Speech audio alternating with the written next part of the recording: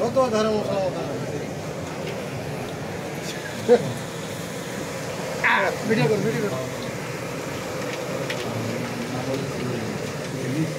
কি রে হ্যাঁ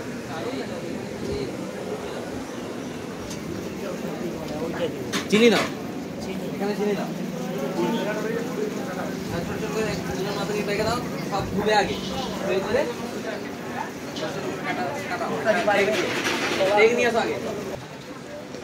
বিদ্যালয় প্রচার বিভাগের প্রধান হিসেবে তিনি শুধু ইসকনের অভ্যন্তরে নয়, বাইরে বিভিন্ন স্কুল, কলেজ ও বিশ্ববিদ্যালয়েও কৃষ্ণ ভাবনামৃতের বার্তা পৌঁছে দিচ্ছেন।